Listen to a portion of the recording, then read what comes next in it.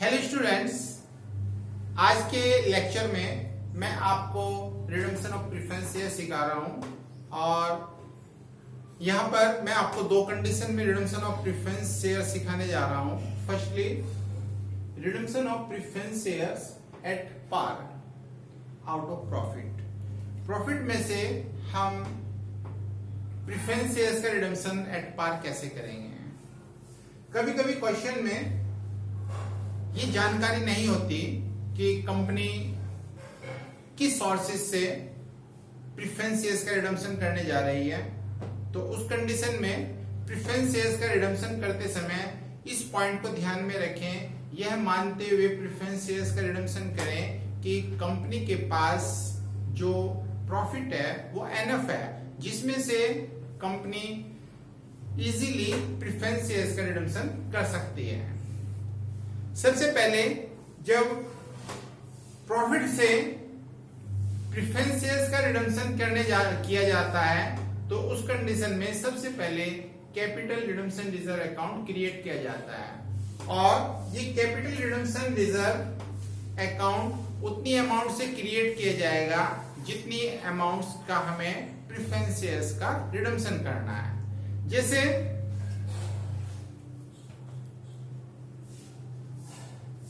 जो redeemable preference share है वो 1 लाख रुपीस के हैं जिनका हमें रिडम्पशन करना है। तो इसका हम जो रिडम्पशन कर रहे हैं वो सरप्लस से यानी कि प्रॉफिट से कर रहे हैं। तो इसका मतलब कि कंपनी के पास काफी जो है प्रॉफिट है जिसमें से वो इजीली प्रेफरेंस शेयर्स का रिडम्पशन कर देगी। इट मींस 1 लाख रुपया हम लोग सरप्लस से निकाल लेंगे और इसके लिए फर्स्ट एंट्री बनाएंगे surplus account debit to capital redemption reserve account. ये जो कैपिटल रिडम्पशन रिजर्व है इसको हम शॉर्ट में CRR अकाउंट भी बोलते हैं, CRR अकाउंट। और इसमें उतनी अमाउंट हम क्रेडिट करते हैं जितना कि हमें प्रेफरेंस शेयर्स का रिडम्पशन करना है। जैसे 1 लाख रुपए का हमें रिडम्पशन करना है, सो हम इसमें 1 लाख रुपए की अमाउंट क्रेडिट कर देंगे। सेकेंड एंट्री बनाएंगे redeemable preference share capital account debit to preference share holder account.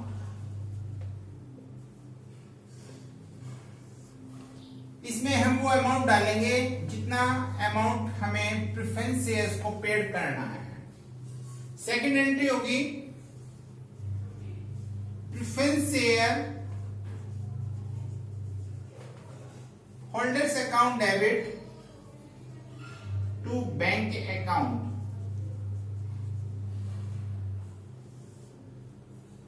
और इसमें पूरी अमाउंट प्रेफरेंस शेयर्स को पेड कर दी जाएगी। यदि हम प्रॉफिट से प्रेफरेंस शेयर्स का पेमेंट कर रहे हैं तो हमें ये 3 जनरल एंट्रीज बनानी पड़ती है। सेकंड कंडीशन होती है redemption of preference share at premium out of profit. इस कंडीशन में हम लोग एंट्री बनाएंगे। सपोज कीजिए रिडीमेबल प्रेफरेंस शेयर हमारे पास 1 लाख रुपीस की हैं जिनका पेमेंट हमें करना है और इनका पेमेंट करते समय हमें 10% प्रीमियम पेड करना है।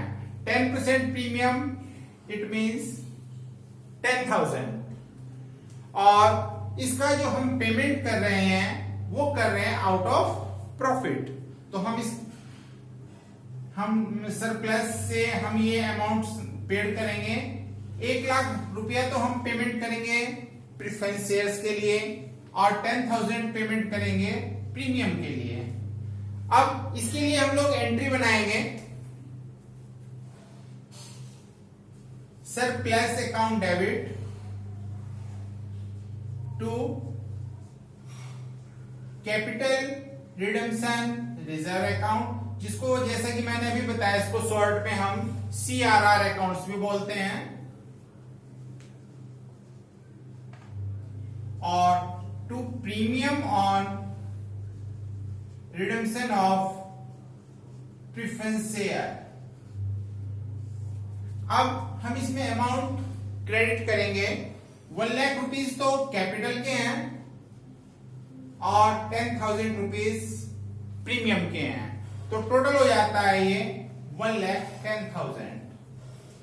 अब सेकेंड एंट्री बनाएंगे हम लोग, redeemable preference share capital account debit premium on redemption of preference share account debit to preference share holder accounts. Amount हम इसमें ड्यू करेंगे 1 लाख कैपिटल के और 10,000 प्रीमियम के, total 1,10,000। Now this amount paid to preference share holder, preference share holders capital account debit to bank account.